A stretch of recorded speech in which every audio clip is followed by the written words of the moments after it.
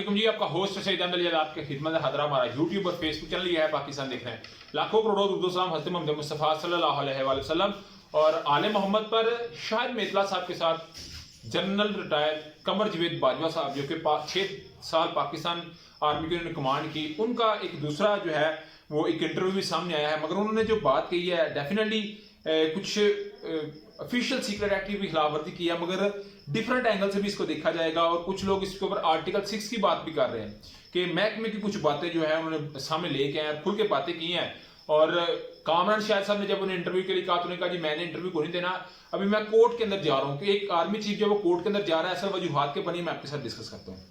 6 सितंबर 2021 को अब 6 सितंबर को एक जो तकरीर होती है यौम दिफा के ऊपर, उसके ऊपर बाजवा साहब ये बात कहते हैं कि जी फरवरी 2021 से पाक फौज पॉलिटिकल हो चुकी है। मगर इस इंटरव्यू में जो उन्होंने शाहिद मेतला साहब को एक मुबैना इंटरव्यू है, मैं इसके ऊपर ये नहीं कहता कि उन्हें दिया है यानी, मगर जो बातें सामने शाहिद मेतला साहब कर रहे हैं मैंने आपके साथ वो करनी है।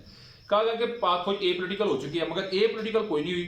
शाहिद मेतला साहब कहते हैं कि एक मौके पर मेरी सवाल में मैंने उनसे पूछा कि हमदा शहबाज वजीर आला बनाने का फैसला कैसा था, तो जिस पे जनरल कमर जवेद बाजवा साहब कहते हैं हमदा शहबाज को जब वजीर आला बनाया गया, मैंने शहबाज शरीफ को डांटा, उसने मेरी डांट सुनी और उसने आगे कुछ ना बोला। ये जनरल बाजवा साहब कह रहे हैं, शाहिद मेतला साहब अपने एक मुबैना इंटरव्यू के अंदर कह रहे हैं।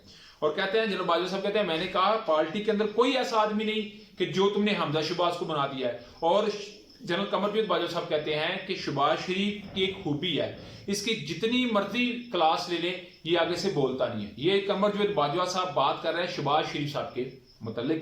कहते हैं कि हमजा शहबाज इंतहाई नकम्मा इंसान है, मगर उसी का भाई सुलेमान शहबाज एक चालाक, तेज और बासलाहियत इंसान है।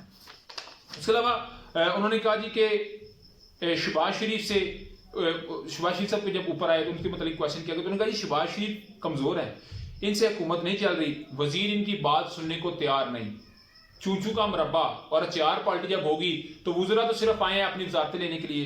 कमर जवेद बाजवा साहब कहते हैं वजीर इनको घास तक नहीं डालते। जो मौजूद है इस वक्त आपके वजीर आज़म है शहबाज शरीफ साहब। हाँ, बाजवा साहब कहते हैं हाँ बड़े मियाँ साहब आएंगे तो हालात बेहतर हो जाएंगे। मगर हामिद मीर साहब अपने इंटरव्यू में कहते हैं कि जनरल कमर जवेद बाजवा साहब ने मुझे बुला कहा कि शहबाज शरीफ को 2018 के इलेक्शन से पहले कि हम तुम्हें वजीर आज़म बना देंगे, तुम हम नवाज शरीफ को छोड़ दो, अगर नहीं तो मैं मार्शल लगाऊंगा और 5000 बंदों को उल्टा लटकाऊंगा।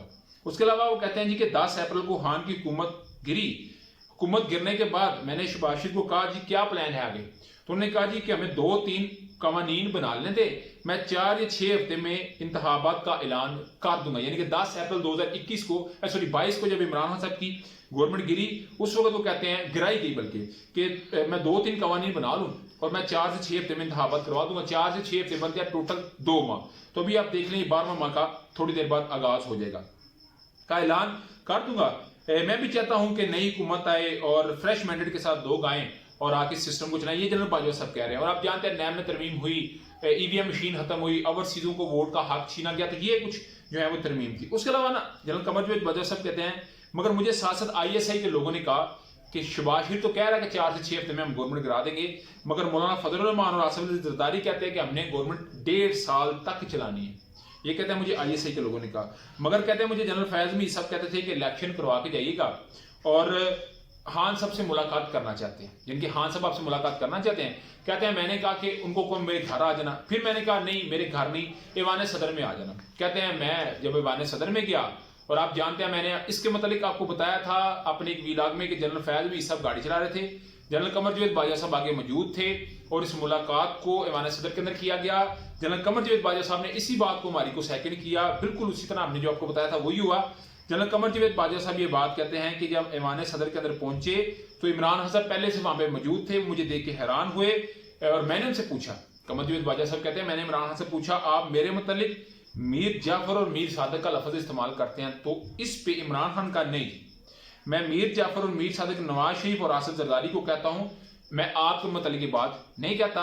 कमर जवेद बाजवा साहब कहते हैं उन्होंने तो मेरे मुतालिक ऐसी बात ही ना की जो पब्लिक में कर रहे थे, यानी कि वो बड़े फ्रेश मुझे नजर आए। ये शायद मेतला साहब बातें कर रहे हैं। अभी ये इंटरव्यू ठीक है, ये जैसा भी है ये तो बात कल की है, मगर आज की वो बात है मैंने अब तक कर दी है। उसके अलावा जी DGISI जनरल नदीम अंजम और नवाज शरीफ साहब की मुलाकात हुई, इसके मतलब फोन पे बात हुई, ये भी जनरल कमर जावेद बाजवा साहब कहते हैं हुई है।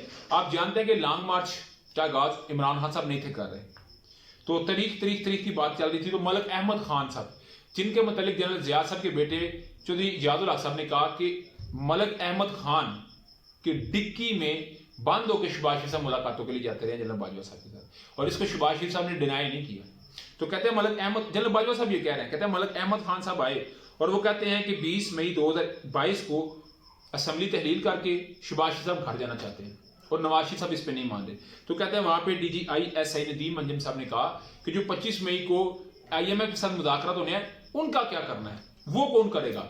तो डेफिनेटली मलक अहमद खान साहब ने कहा जी नहीं, नवाज शरीफ साहब कहते हैं मैं नहीं मान रहा। तो बाजवा साहब कहते हैं मैंने ISI के DG को कहा, नदीम अंजम साहब को, तुम नवाज शरीफ साहब से रब्ता करो। तो उन्होंने नवाज शरीफ साहब से रब्ता किया, नवाज शरीफ साहब ने सारे मामले को ठीक कर लिया, शहबाज शरीफ साहब ने जाने से उनको रोक दिया। ये जनरल कमर जावेद बाजवा साहब सारी कोट एंड कोट बातें कर रहे हैं। कहते हैं सेम इसी तरह की बातें हमारी असद कैसर, शाह महमूद कुरैशी और असद उमर साहब से हुई, मगर इमरान खान साहब ने माने। आप जानते हैं पेशावर के अंदर एक प्रेस कॉन्फ्रेंस जारी थी और शाह महमूद कुरैशी साहब ने कहा जी वो आपसे बात करना चाहते हैं फोन के ऊपर। तो इमरान खान ने ऐसे हाथ चिटक दिया, उन्होंने कहा जी नहीं, मैंने उनके साथ बात नहीं करनी। ये उसी तर्ज की कि उसी वक्त की ये बात की जा रही है। और उसके बाद इमरान खान साहब ने जो है लॉन्ग मार्च का ऐलान कर दिया। वो कहते हैं जी मैंने कोई लॉन्ग मार्च में कोई कुछ नहीं था किया, मारदार सारी राना सलावत साहब ने की थी, मुझे इस चीज़ का नहीं पता। उसके अलावा उन्होंने जस्टिस उमर था बंदयाल साहब के मतलब ये बात की है कि वो बहुत कमज़ोर आदमी है, और जस्टिस मुनीब और जस्टिस इजाज रहसन एक